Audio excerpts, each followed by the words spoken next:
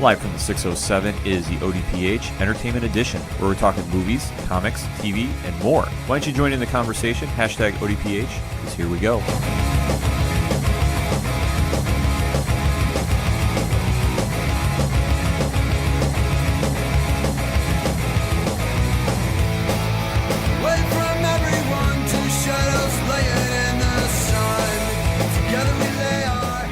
Happy New Year and welcome to another edition of the Ocho Duro Parlay Hour Entertainment Edition. I am your host, Ken M. Sitting across from me this week is the one, the only, Padawan J. Less than 1 month till Kingdom Hearts 3. Yes. I guess somebody's keeping track of that. I am. Yeah, absolutely. Pat's got that circled on his date like nobody else. But folks, we got a lot to discuss. Let's waste no more time. Hashtag it up with us. Hashtag ODPHEE if you want to join in the conversation on social media, because, hey, we want to hear from you.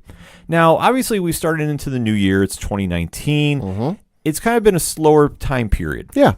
And instead of doing the usual predictions for the year, because it's still early, and we kind of touched upon it a little bit in last week's episode with Brianna on the show, I kind of want to dig into something I've been meaning to touch upon. Okay. And that is the DC Universe. Sure. Now, the app is still relatively new. The site is, still in its working stages. It's still not on every platform just yet. It's not to be expected. It's to be expected. I'll say, because this isn't just a simple, oh, hey, we have it. Let's just call up Sony. Let's just call up Apple and put it on the thing. No, they have to actually physically design what it's going to look like on each device. Right. And I tell you what, I'll be the first one to be in line waiting when it's on Xbox so I can watch it on my TV. Right. And that's the thing I can kind of give an example to. You know what the WWE Network looks like on Xbox.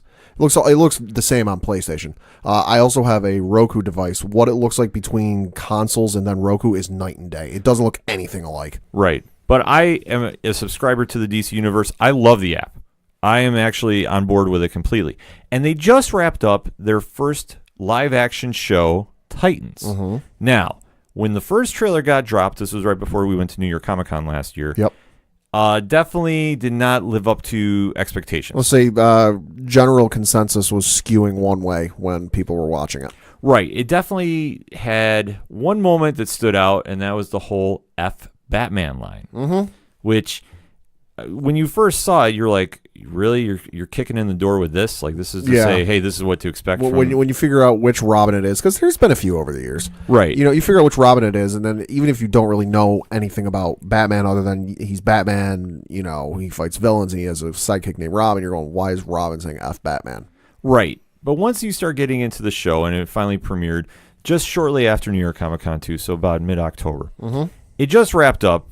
I want to talk some spoilers on it. Go ahead. And I want to give my overall review of it. Okay. Titans was definitely a sleeper hit to me. Okay. I definitely liked what I saw from it.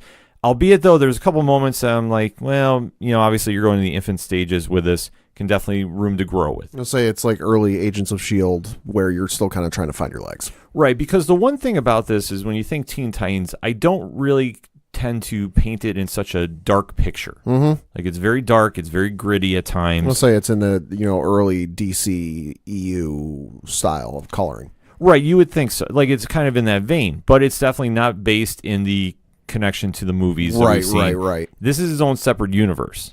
So I don't know what Earth you want to define it as. So we'll just say it's the DCUU, DC universe. So with that being said, though, you find that Dick Grayson has now left Batman and Gotham behind. He's now a police officer in Detroit, really kind of escaping his past. Yeah. He now comes into contact with a runaway Raven who is developing her powers and has no idea what's going on and why people are trying to kill her and her family. Right. And it just kind of goes from there where they're trying to search for answers and they're getting more people brought along the way. Where the star of this series is Starfire, played by Anna Diop. She absolutely killed the season. Was the best part of the entire season. And I know there was a lot of online controversy to begin with her. Unwarranted. Okay. She absolutely crushed that role. And I know a lot of people were complaining about character designs, and it was like that had nothing to do with it. She made the character work. I mean, I understand where the controversy came from, because I forget the exact year, but Teen Titans has been a thing in popular culture in media for God, it's got to be over a decade. I know it's over a decade, but it's got 12 plus years by now. Between the first animated series and the second animated series and the comics it's spun off and the animated movies it's spun off, it's one of those things that, like, when you see a certain look, albeit sometimes it's a little varied or different looks from show to show, comic to comic, you come to expect a certain thing. It's you come to expect it, and when it's something different from that, it's kind of like, whoa, wait a minute, what is this? Right, because obviously the comic has been around since the 70s, 80s. I mean, and going into from where it was really one of DC's strongest books in the mid 80s to where it's kind of gone through some transformations, as Pat has talked about. It's gone through a couple different forms of animation, from Teen Titans to Teen Titans Go, and Young Justice, which we're going to touch upon a little bit. Which is, I mean, that history is a little confusing. But overall, though, the Titans have their own niche in the DC universe. That's why the show is so important when it finally came out. And obviously, with the core characters they're dealing with, it was really interesting to see how it mixed up. And like I said, Starfire absolutely crushed this season. She was the best part of the show. Okay. Because she came in with a little amnesia and really, like I said, we are talking spoilers on the show, really did not touch upon her background. Right. It was just she knew something was going on. She had to go find Raven and went from there. Okay. And you see as the show is progressing that there's a lot of stuff going on involving the DCU that they really are just kind of scratching the surface of. Right. And the one thing I thought they did a very good job of is they tied in cameos for this year. Okay. With Doom Patrol, which is going to be the next DCUU show to come out in February. Absolutely great debut episode. If you had no idea who the Doom Patrol was, which is probably a fair number of people, because they are a very, very underrated team. I feel like you need to add like 3 more varies and then add an obscure team. Well, they are, because I mean they're just a quirky team. I always say on the show they're a quirkier version of the X-Men. Okay, but they are definitely have a solid fan base. They've gone through a couple different incarnations in the comics. To see them come to live action was great. Like I was marking out. I thought it was arguably the best episode of Titans this season. Yeah. Arguably.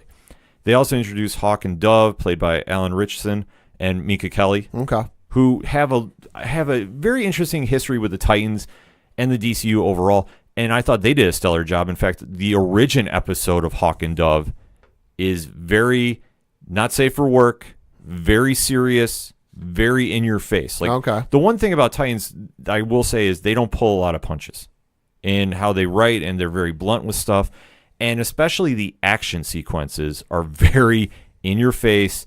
And like I've said, it's more like mid 90s Extreme Studios, over the top, not really over the top, but just no hesitation about going that extra mile. I'll say you bring this up, it kind of makes me think, and I hadn't considered this before. Do you think maybe we go back to the first trailer and I can't remember if it was the beginning of it or the end of the trailer, F Batman. Do you think that was kind of their way of establishing this isn't the Teen Titans you grew up watching on Cartoon Network. This isn't Teen Titans Go that you watch whatever night of the week it's on. This is its own separate thing, and we're not holding back. I think they did. I just don't think it came out the right way. Right. They obviously, and I know we've said this before, we could have done it better, but kind of looking back on it, I think that might have been their way of going. And like we said, not the best way to do it, but this was kind of their way of saying, hey, this isn't Teen Titans from 2005 or whatever it is. This isn't Teen Titans Go. This isn't, Judas Contract Teen Titans. No, this is our own thing, and we're not holding back. Right, and that was the one thing with it, and I fully agree with you. I think that was what they wanted to say, but the trailer is so misleading in that, and you don't understand the whole F Batman line until you see the first episode. Right. And it's a throwaway line. It doesn't even represent what's really going on, because you're seeing Robin's progression, and they're doing Dick Grayson, but then they also introduce Jason Todd as Robin, and it's almost a character reversal. Right. Because Dick Grayson in this version is very dark, very brooding. Let's say very willing to pull out a gun and shoot somebody. Almost. Okay. He struggles with handling his own anger with Batman and what Batman's trained him to be, or so he perceives.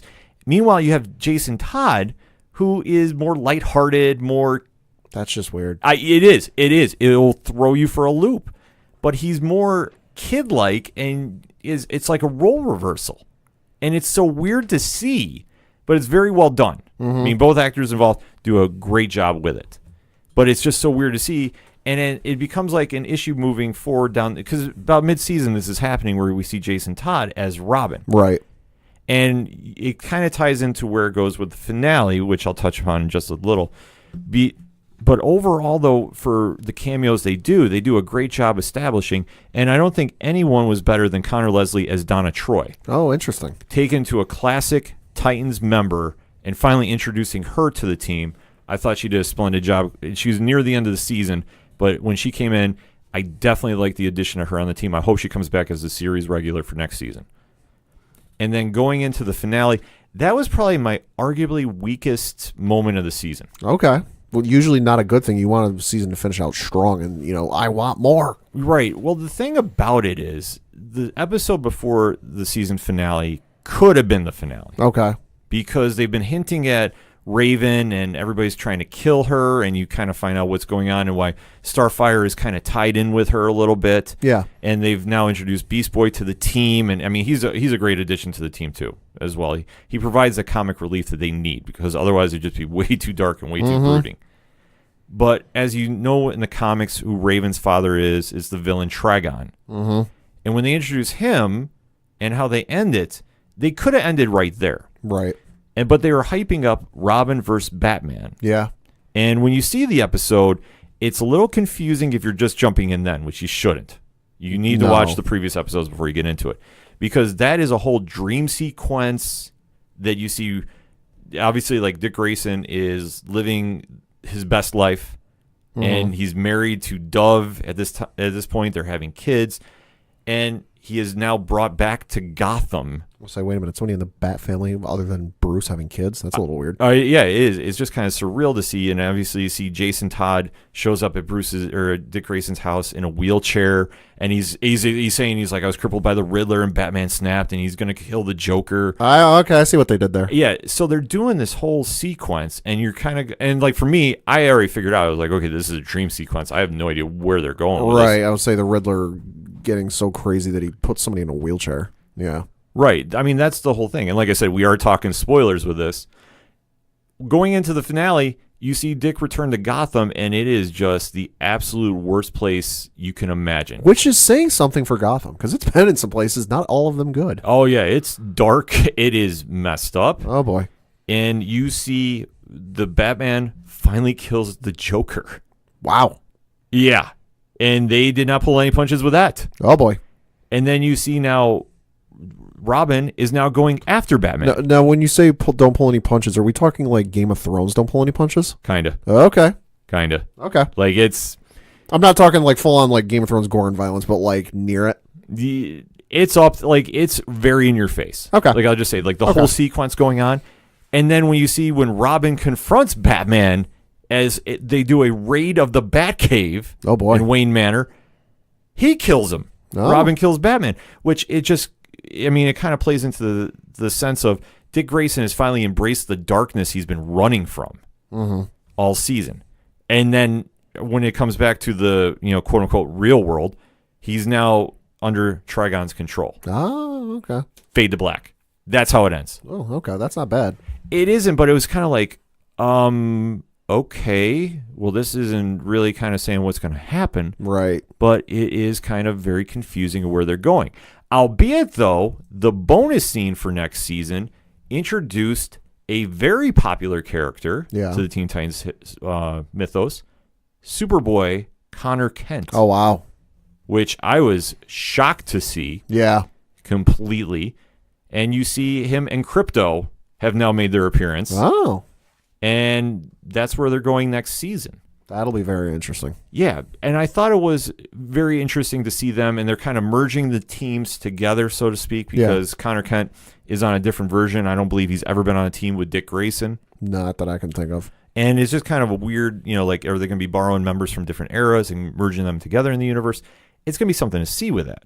But overall, though, I thought that was arguably the weakest episode of the season. But in looking at the whole thing from front to back, Titans was a lot better than expected. Sure. Way better than expected. I have high hopes going into the 2019 with the other live action shows coming out. Sure. Like we said, Doom Patrol is coming out in February. May, I believe, is when Swamp Thing is coming out. Right. Then you have Stargirl from the Justice Society of America. I almost want to say Justice League. Yeah. She is coming out in August. And then by year's end, you're going to see the animated Harley Quinn show. Right. Along that time frame, too, kicking off this week to coincide with Titans ending, is Young Justice returning to the animated screen. Say triumphantly. Absolutely, after a 5-year layoff. Yeah, that was a very popular show. I didn't see it when it first aired. I caught it when it was on Netflix before it got taken off. If I'm not mistaken, it was executive produced by Greg Weitzman, who was he's got a long history. He's one of those types that, like, you know, John Williams. If you look up John Williams' work, you know probably half a dozen things he's done. Greg Weitzman is in the same category, where Gargoyles immediately comes to mind, and then one of these more popular Spider-Man animated series, I'm blanking on the name, he's worked on that. He worked on the first season of Star Wars Rebels, so yeah, Greg Weitzman's a great guy to have on the show. And especially if you're going to be going from the counter difference of establishing the dark, brooding, though albeit very good season of Titans, to the more lighthearted animated version of Young Justice, this is the right way to do it. Oh, yeah. And especially going after the 5-year layoff, where at last we saw, and this is going to be some spoilers for more people. That's 5 years ago. Exactly. Vandal Savage and Darkseid have done the handshake agreement. Which is a terrifying thought. Absolutely. Like, when you put it together like that, it's crazy. Wally West is presumed dead at this point from the season finale. And they're kind of establishing Lex Luthor is saved the world and now might be taking over the world. That's almost a guarantee. Yes. That's a lock if we're on the sports show. Absolutely. So to see where they're going to go with this, we've seen the trailer come out, and they're kind of dealing with the country of Markovia, and they're talking about metahuman child abduction and trafficking. Oh, boy. And I'm not sure where this is going to tie in with Vandal Savage or Darkseid, if at all. Right. We really haven't seen too much of it. The only characters I noticed that were at least new, and I don't remember from the previous show, was Katana. We've seen Metamorpho and Deathstroke. Yeah, no, Deathstroke's new. I think if they ever did Katana, it might have been like a random cameo appearance. Yeah, I don't really remember too much, but it looked like a lot of Batman and the Outsiders, because that's one of the original lineups. Right. It was Katana and Metamorpho on there. So going in with that, Pad, you're a longtime watcher of Young Justice.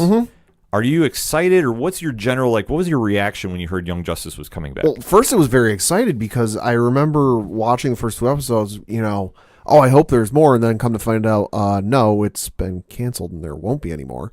And I know the online voice, if that is a phrase, has been very vocal for it to come back, and even Greg Weitzman has said, over the years on Twitter that he'd like it to come back, but the card's got to be right, the stars got to line in the right way, and I'm just happy that the stars align in the right way for it to come back. Yeah, I was definitely intrigued by this because Young Justice has a very strong following, and especially if you look at the comic history, it's not exactly Teen Titans. No. It's definitely not Justice League. But if you are fans of those animated series, it's in the same vein. Oh, absolutely. So if you liked, Justice League Unlimited, or you like Teen Titans, the original Teen Titans, it's very much in that same vein. It is, and it definitely carved its own story out. Yes. Because when you look at the original comic of it, it was dealing with Robin, Tim Drake, Impulse, Bart Allen, Superboy, Connor Kent. Yep. And they were kind of like I don't want to say the new Trinity, but for the younger, they weren't exactly teens. They weren't exactly, obviously, old enough to be Justice League, but they had their own team. And if you follow the history of Young Justice and who was involved in the comic, the original run of that, they go through kind of a transition phase where they become, some of the members become part of the new Teen Titans with a mix of the old ones. And that's always kind of really interesting for me to see and read. And now that they're bringing back Young Justice as a comic under the Wonder Comics brand by Brian Michael Bendis, because they have 4 books going to be coming out with that. Dial H for Hero, the Wonder Twins, as in those Wonder Twins are coming back. It's a form of a bucket of water. Yeah, exactly. And there's a hero named Naomi. I don't really know too much about that, but I did see the lineup for Young Justice, which is supposed to be hitting the stands on January 9th. Oh, okay. Because the cartoon is coming back January 4th. Okay. On the DC Universe. So if you're not a member, definitely sign up and check it out. It's well worth it if you're a DC Comics fan. And then they actually have a comic prequel on the site exclusively. Oh, that's always good. Leading into the Young Justice That's always cartoon. good, especially since the long layoff. That's a good idea. Yeah, they have, I forget how many issues it is. I want to say just 2, but still worth definitely checking out. And it kind of gives a little updated story about where everything is going into the cartoon. The comic itself, though, coming out, they're returning Tim Drake as Robin. Interesting. It appears. He's no longer Red Robin. You see him in his, I don't want to say traditional Robin costume, but it kind of looks like a variation of it. We'll say a traditional with maybe a modern taking of it. Right. You see Bart Allen is back now in the DCU. Okay. I believe he came back at the end of Flash War under the Rebirth banner. I believe so, too, if I'm not mistaken. And Connor Kent is back, but he looks like his old 90s version of Superboy. Interesting. He does not have his jeans and traditional red T-shirt. Yeah. This is back to the leather coat, Death of Superman, Return of Superman look. Yep. And they have a couple other members on there. Ginny Hex, who is like in some relation to Jonah Hex. I was just going to say, yeah, it sounds like a Jonah Hex descendant. Yeah, and it looks like there's a new Teen Lantern, if I believe that was the name of it, that I'm not sure where the connection is with the Green Lanterns, but I believe it is a young lantern of some sort. Interesting. And I'm not sure her story going into it just yet. I was kind of just skimming over it. It's definitely interesting to see that they're bringing back Young Justice, especially they have a Teen Titans book, right? A Titans book.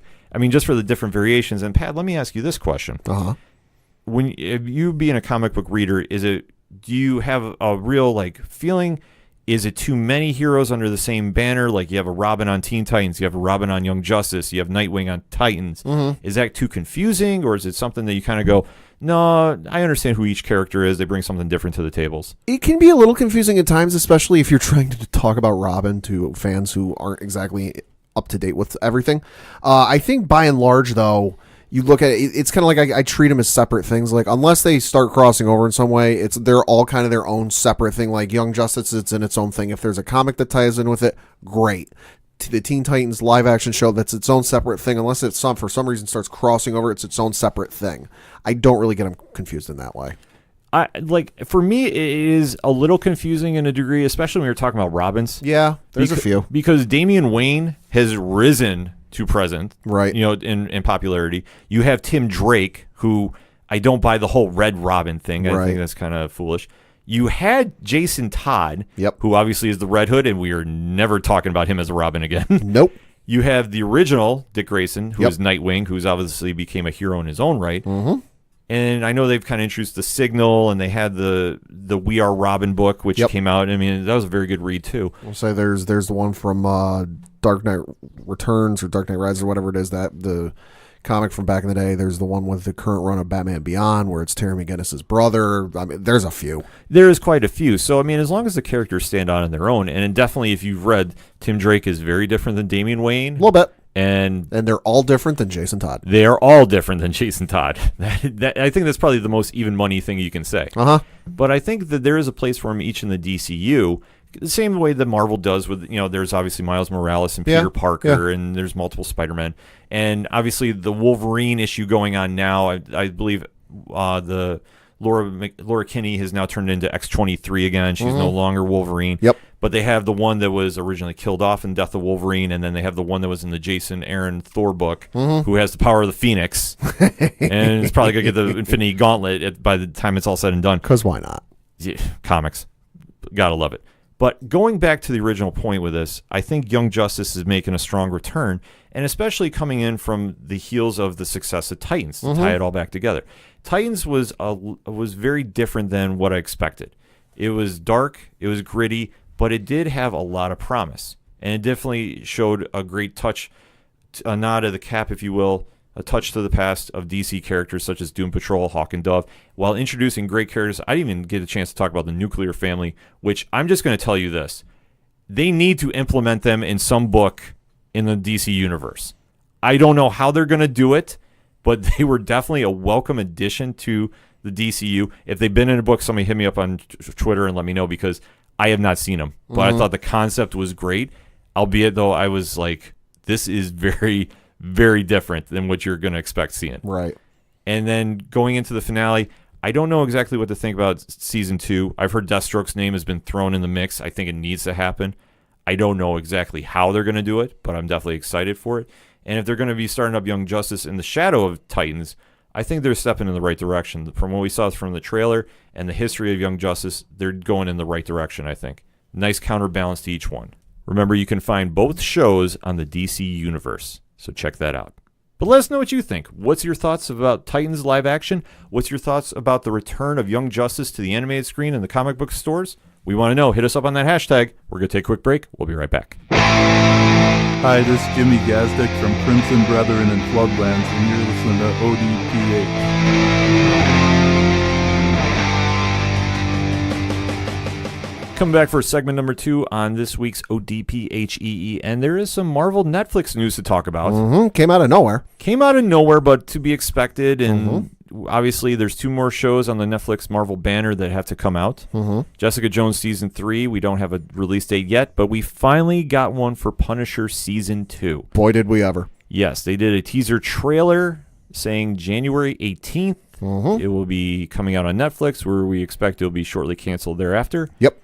But overall, going into it, and we are going to be talking spoilers, so be ready for that. Pad, what did you think of the teaser trailer? I'm glad I watched it a second time, because the first time I thought it was just John Bernthal talking through the whole thing. Was pleasantly surprised. No, it's not. It's him, and as we find out, we'll probably find out during the season, this season's antagonist, Jigsaw, talking through the whole thing. It was very interesting to hear the 2 characters kind of talking 2 sides of the same coin, and there's even the one point where they both go, oh, there's a piece of the puzzle that won't fit. Yeah, this was kind of interesting to see. I mean, obviously you see John Bernthal as Frank Castle, and he's talking, and Ben Barnes, who plays Billy Russo, a.k.a. Jigsaw, talking, and obviously dealing with what happened at the end of Season 1, where Jigsaw was left to live. Yep. He was not killed off, which is very different from a Frank Castle villain. Yeah. And his face is horribly scarred. And as you're seeing, he's taking the bandages off, and he's saying, oh, there's like a bomb went off in my head. Yep. And obviously you kind of see that now, from being the good-looking, dashing Agent Russo, he's now horribly disfigured. We didn't see the disfiguring on the trailer, though. No. It didn't look like he had any super makeup done yet. But you did see like a white mask with cracks in it. Yep. Which I'm not sure if that's supposed to just represent his, I'm not going to say supervillain costume, because that doesn't happen in the Punisher universe. But it was kind of representing that that's what he's going to be using in scenes moving forward throughout the season. That could be. And obviously, going into this season, as Punisher vs. Jigsaw is what we think we're going to see. I'm sure there's going to be some side cameos involved. Probably. But going into this, Pat, do you have any ideas where you think the story is going to go? I think it's going to, just kind of the vibe I get, because, they're talking about the past and putting together the puzzle pieces, and there's always one piece that doesn't fit. I feel like we're going to get a little bit more of his past and figure out a little bit more, something in that vein.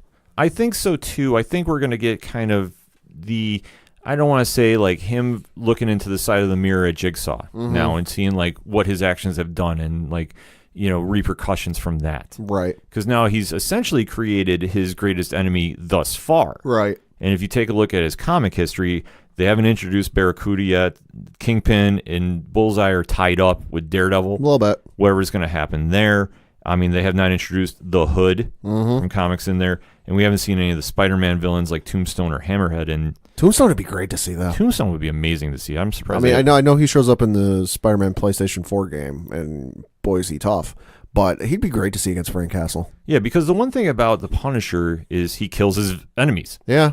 He is very ultra-violent. We talked about Titans. Titans doesn't even scratch the surface of the Punisher. No. By any stretch of the imagination. So obviously, to try to think how they're going to do a series with Frank Castle, you kind of have to look at a different perspective. And like I said, they haven't gone through some of them. I mean, I just threw out some of the villains that he's been somewhat attached to throughout. He's been tied to the Spider-Man universe, and obviously there's a huge rogues gallery there, but you can't do that because of rights and the whole thing, rights of the characters. And obviously, the Hood is somebody that Marvel does own, though. Okay. So I'm surprised they haven't gone there, but that would be too supernatural, I think. Sure. Because obviously, if you know that character's history, that'd be something a little different. And then going into Kingpin and Bullseye, I think if there was a season 3, they would definitely go that route. I think you need to do Punisher versus Bullseye at some point. I would like to see that. I would love to see that. But obviously, as we're predicting, this is going to be arguably the last season of Punisher on Netflix. It's going to be the last season. Yeah, I'd say that's all but a certainty. Stone cold lock. Yes. But going into it, though, I don't know what story they're going to go with and where they can really kind of balance out. I mean, they have a wealth of stories they can go through. And it's especially, I'm hoping they pick something from the Garth Ennis run. Yeah, that'd be good. And obviously, I know Common Man Vince Iatoli has been screaming he wants to see Barracuda on the small screen. That'd be awesome. Oh, it'd be amazing. I mean, you want to push the factors of how far Netflix can go with a character. Yeah. That's going to be one. Yeah. But going into it, I think if Punisher does a good season, and from what we saw, this was just a slight teaser trailer. There's a lot going on. It just kind of seems like now he's embracing the role of the Punisher, which is, I'm not saying it's going to be now he becomes a hero, because he is that'll never happen. He's the definition of an anti-hero. Like, you look up a dictionary, it's his picture. I'll say at no point are we going to see him taking out a villain in the way Punisher does, and there's going to be a shot of people in the background going, "Yay, he took out the villain!" No, that ain't going to happen. No. Frank Castle is a very polarizing character amongst heroes and villains in the Marvel Universe. Yeah.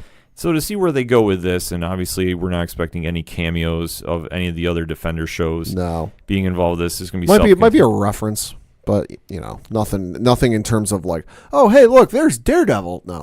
No, I think the only cameo that we would say is arguably a lock is Karen Page would probably be appearing in some capacity.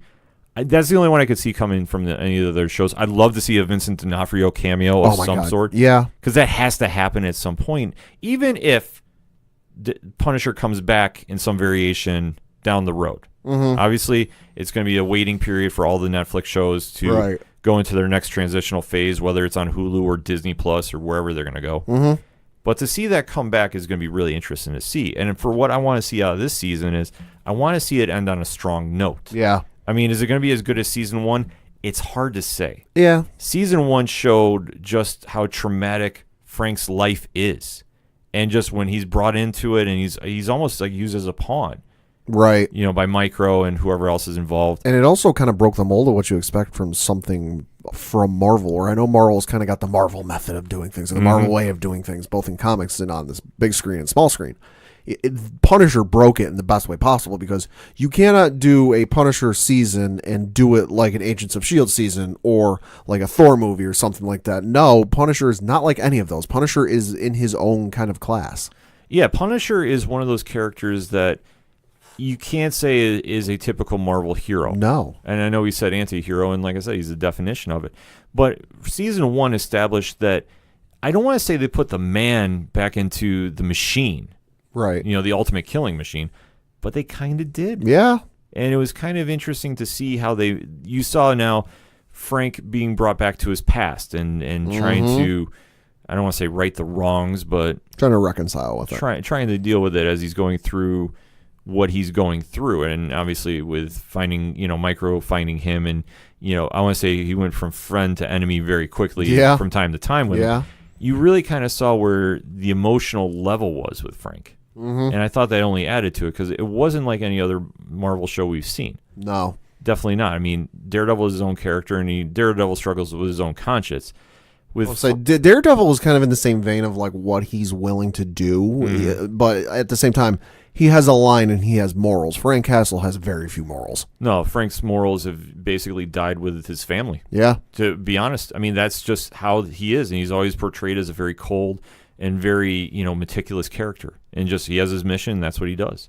And for season 1, it kind of showed that there's more layers to him, which I liked. I mean, I thought John Bernthal did an amazing job as Frank Castle. Fantastic. And he really kind of pushed his emotional levels that I didn't think he had. No. I mean, very few writers can really bring that out of Frank. Garth Ennis does an amazing job. Like, for me, he is the definition Punisher writer.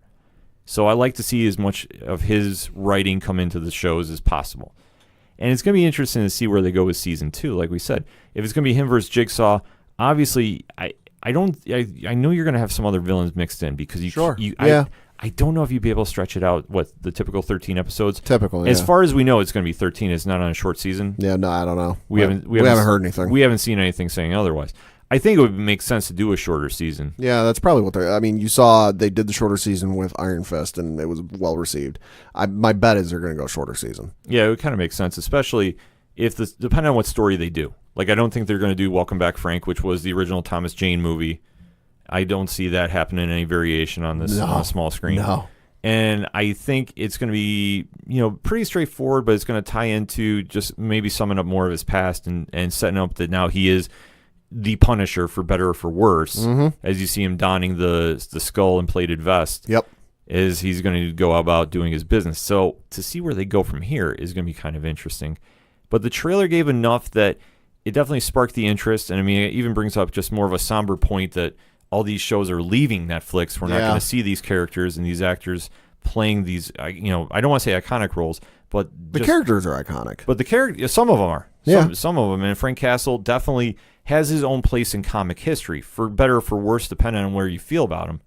but it's always like something to see that when you see a company like Marvel investing in a character that definitely is not Captain America, Spider-Man, and definitely more grounded and definitely not the cookie cutter, typical hero, is always, it's great to see just the creativity go with it.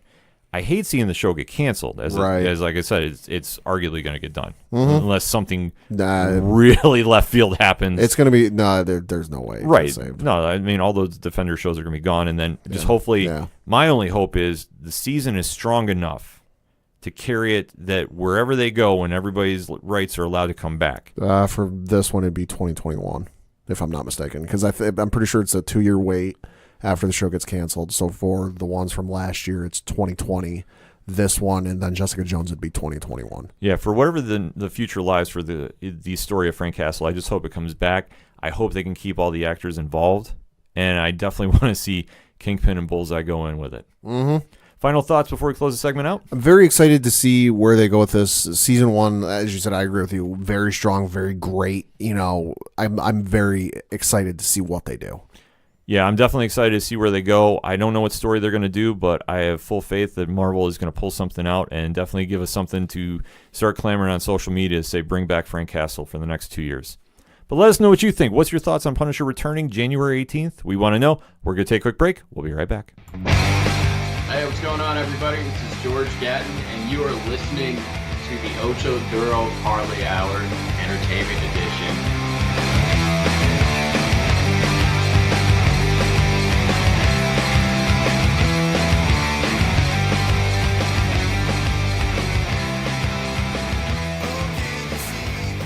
Coming back for the third segment on this week's Ocho Duro Parley Hour Entertainment Edition, and we're going to talk a little bit of Netflix that's not Marvel related. What? And it's not Bird Box. What? Yeah. No, a little show came out that I'm a big fan of. A Series of Unfortunate Events, Season 3, the final season, dropped this past week on Netflix, and I am very excited to talk about it.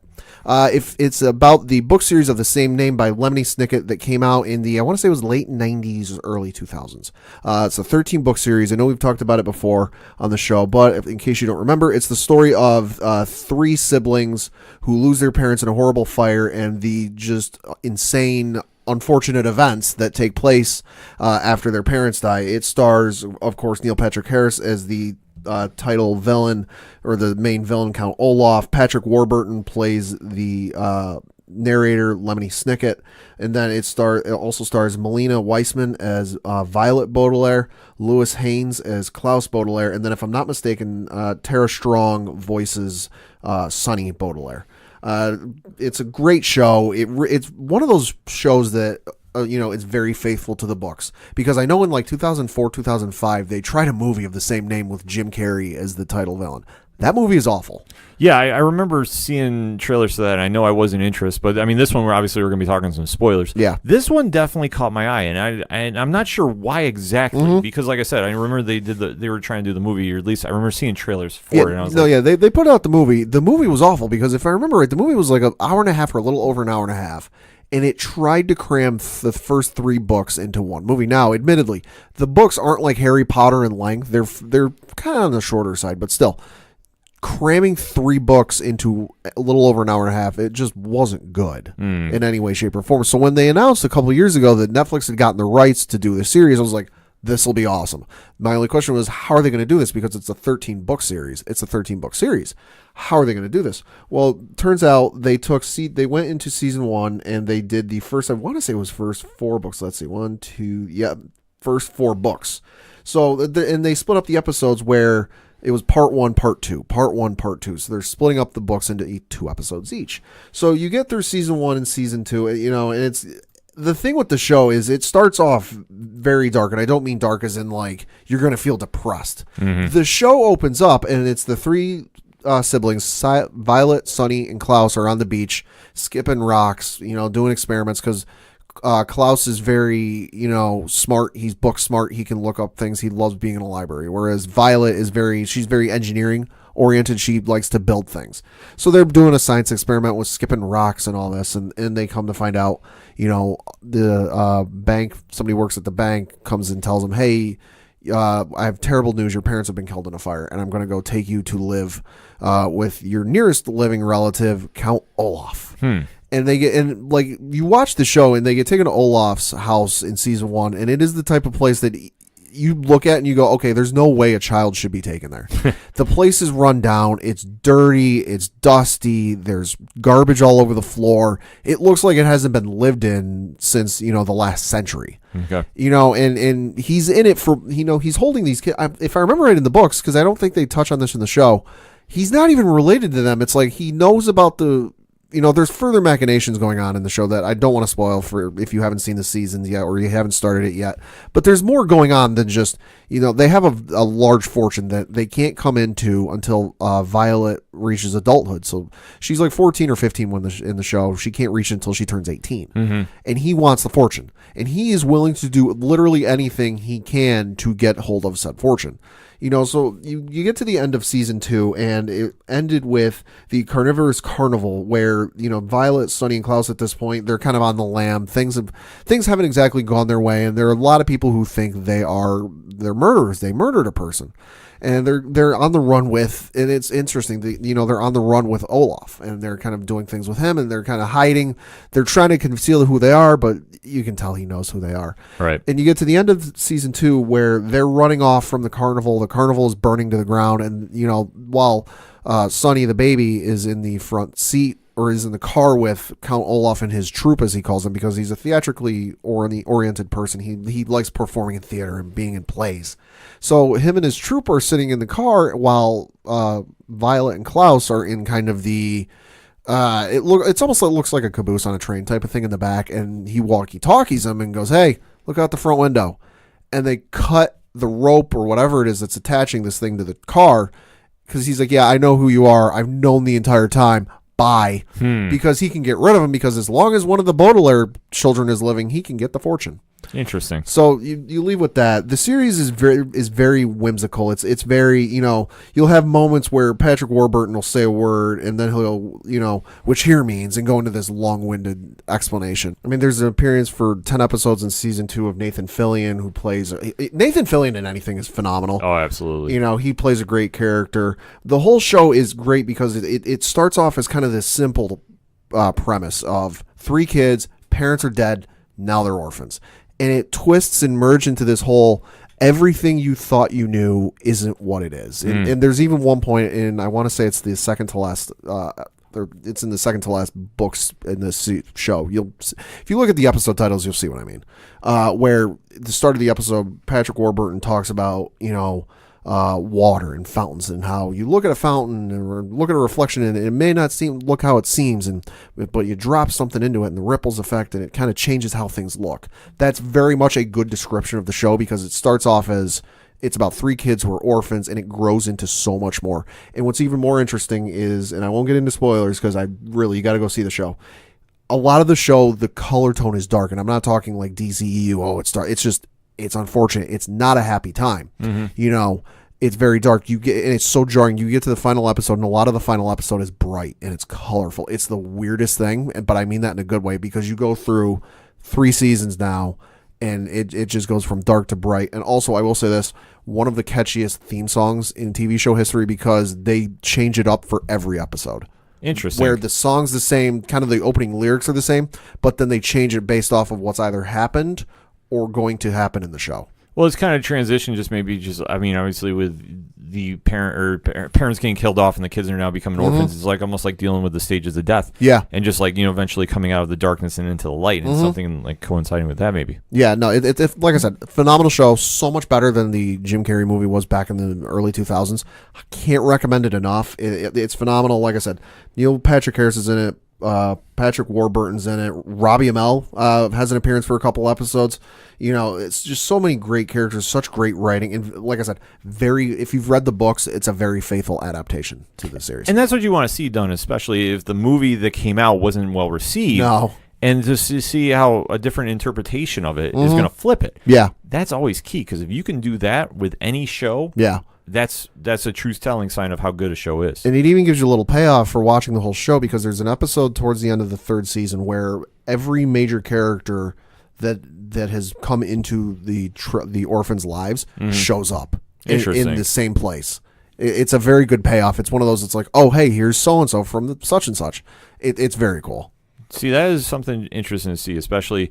I mean, shows. I mean, they don't have to be super long series. No, but for something to just tie in and bring everything all together, it gives a payoff, especially with these shows that are streaming, and you get every episode at once. Right. I mean, this one is multiple seasons, but if you're tying in from where you started season 1 and then you end with season 3 and you kind of bring everything all together, that's really a payoff to the fans to stick with it. Yeah, like I said, 3 seasons. Each episode, it's a Netflix show, so episodes are kind of 40 to 55 minutes or, 59 minutes. I think the longest season is like season 2. It's 10 episodes. There's one that's 8. This one, most recent one I want to say is 9. So they're not terribly long. It's not there's slogs or there's a lot of time for filler. I will say this. The awesome thing, though, is at the end, to my knowledge, there has never been a sequel series to this. The author, Lemony Snicket, has gone on to write other things, but to my knowledge, none of them have tied in with this. There is a scene at the end of it that I don't remember from the books, but there is a scene at the end where they kind of leave it open-ended that, hey, we could do more stuff in the future, but you never know. Let me ask you this, then. I mean, you're obviously a big fan of the books and big fan of the show. Would you want to see them try doing a sequel if Snicket was not part of it? No, because this is very much in the same way of, trying to do a Harry Potter sequel if it wasn't something J.K. Rowling was involved. It just wouldn't work because the writing style Lemony Snicket did with this book series that they so faithfully adapted, I don't think anyone can recreate because it's just so whimsical, it's so different, and it's just so great.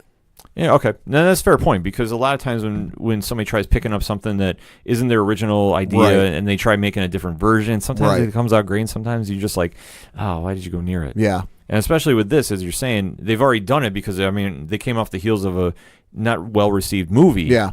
And then make it in their own version and kind of flip it into a positive. I mean, that's just a true telling sign of how good the show is. Yeah. And it's definitely something worth checking out. So let us know what you think of it. Hit us up on that hashtag ODPHEE. What's your thoughts on a series of unfortunate events? We're going to take a quick break. We'll be right back. Hi, this is Mike C. from I Am Horror. You're listening to the ODPH, the most killer podcast on the planet.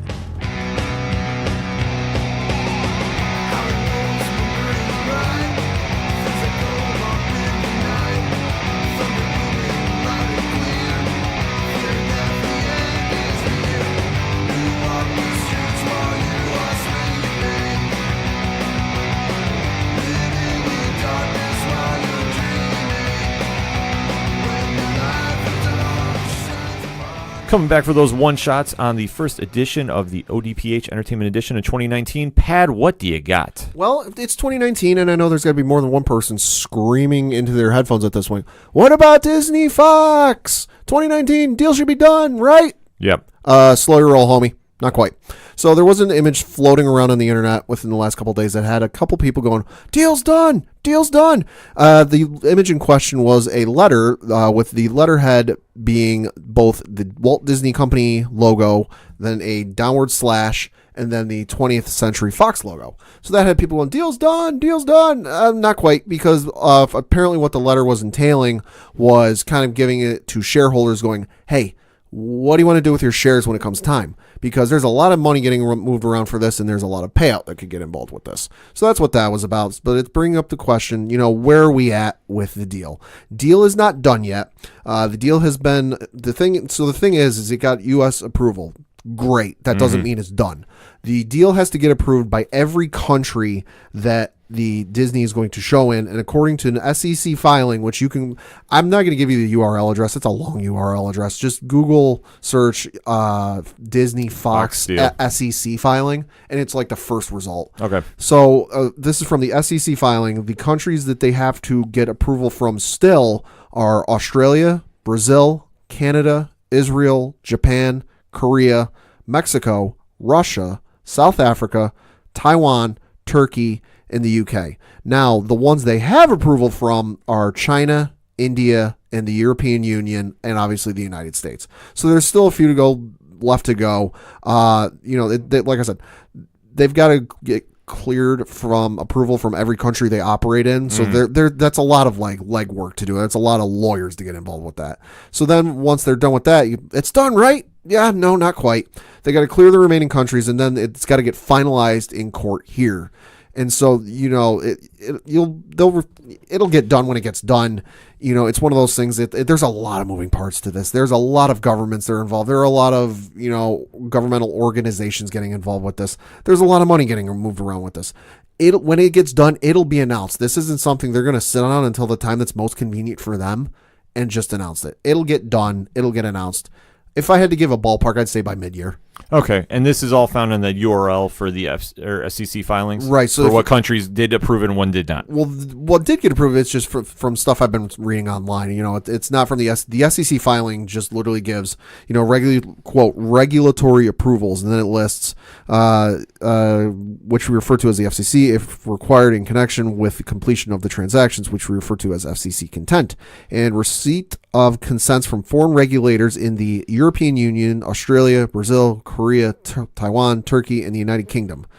So it's a long legalese. If you really want to dig into it, you can. But it's just some stuff that's been reported online is where it's been approved already. No, I just want to give that heads up to our international listeners that are out there where they can go check that out. Yep. And especially, we just want to reiterate with this as well.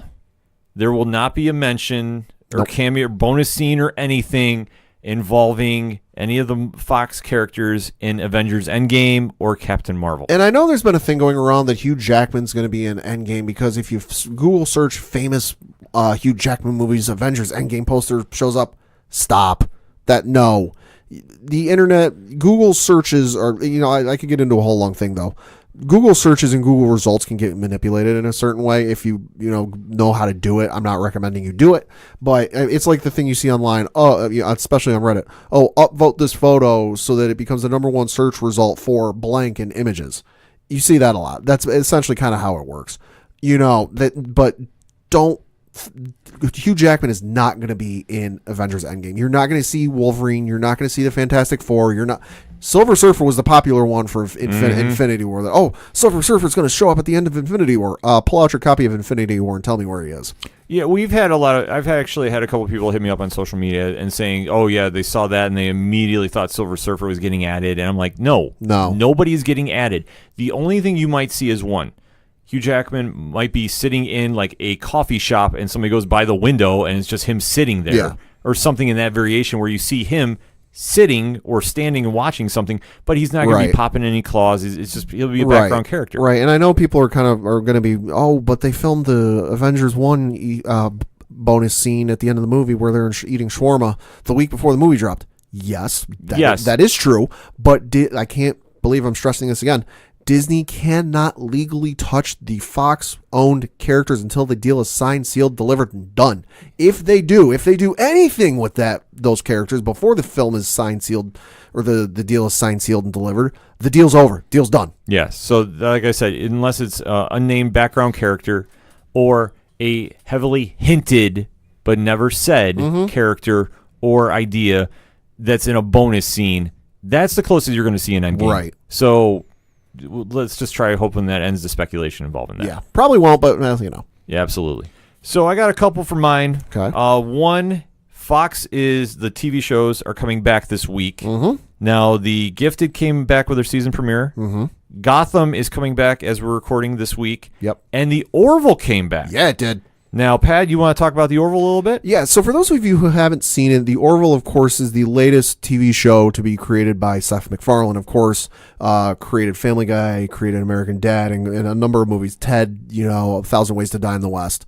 And I know some people may be skeptical because, it's Seth MacFarlane. I don't like Seth MacFarlane humor. The easiest way I can describe The Orville is the very next season of Star Trek The Next Generation. I want to say there's 7 seasons of Star Trek The Next Generation.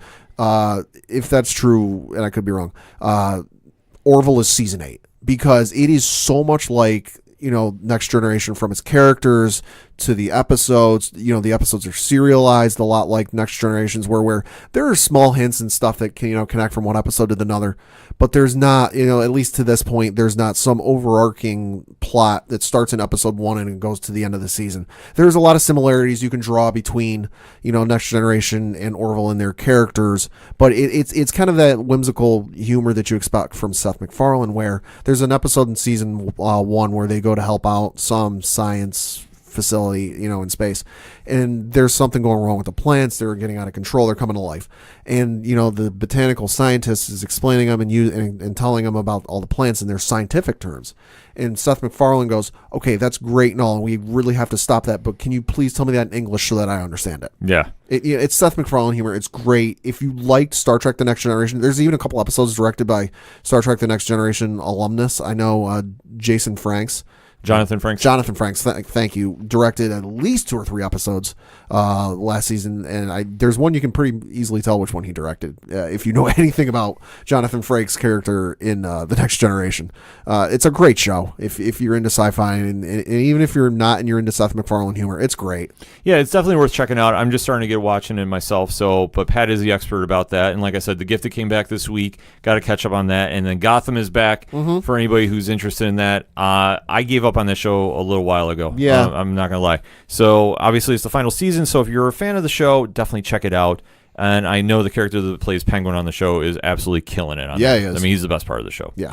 So going with that, this Sunday is the Golden Globe Awards, if I'm not mistaken. Yes, it is. Now, this is going to be on NBC airing. And 2 films are nominated that we talk about in the show quite heavily. Black Panther is nominated for Best Drama. Best Motion Picture and Drama. Okay, I got to remember because I know the Golden Globe is divided up between drama and the musical comedy. Yeah, they're a little odd with their categories. Yes. And Intothespiderverse, the amazing film that is Spider-Man on the animated screen, Miles Morales, Peter Parker, is in arguably the most heavily stacked category of all the awards. Yeah, so the big thing with Black Panther, getting back to Black Panther is the first comic book movie to get a major Best Picture awards nomination for any comic book movie ever.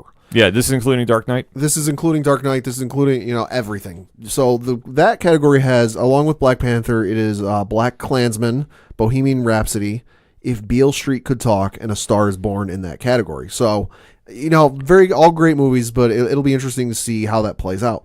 But like we said, if there's a heavy hitter, when the World Cup comes around, there's always, the death group, the group that's just going to tear everybody apart. Best Motion Picture Animated is got to be it, because the aforementioned Spider-Man Into the Spider-Verse is in it.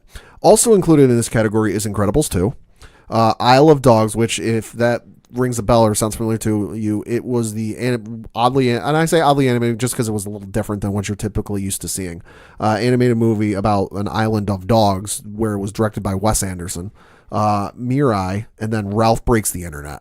Yeah. That's a heavy category. It's a heavy category, but Spider-Man will pull through. You never know. I have full faith in this. Am I calling it a lock? No, because I never trust these award shows about this. This is true. Because it's a different audience. But let's not forget they give Matt Damon an award for Best Actor, musical or comedy for The Martian. Yeah, I mean, the Golden Globes are just a different style of awards.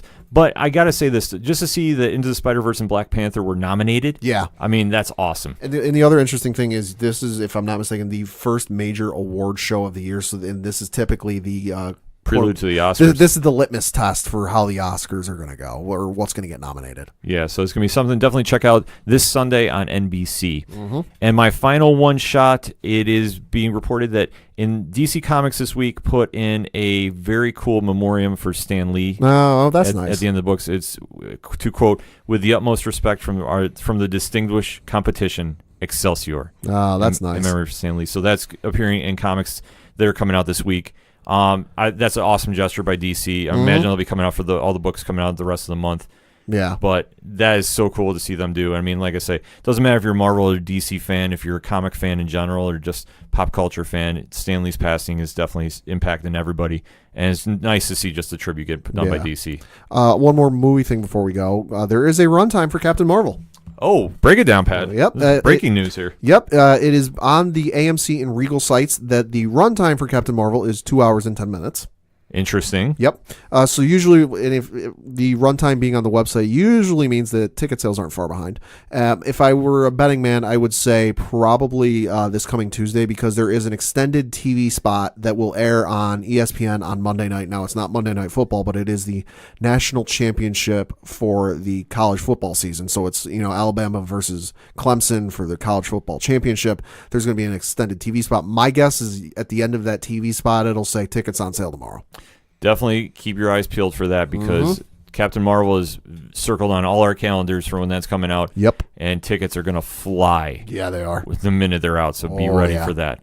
But that's all we got for this week. So for Padawan J, thank you. I'm your host, Ken M. Thank you, as always, for listening to the ODPH Entertainment Edition. We'll see you next time.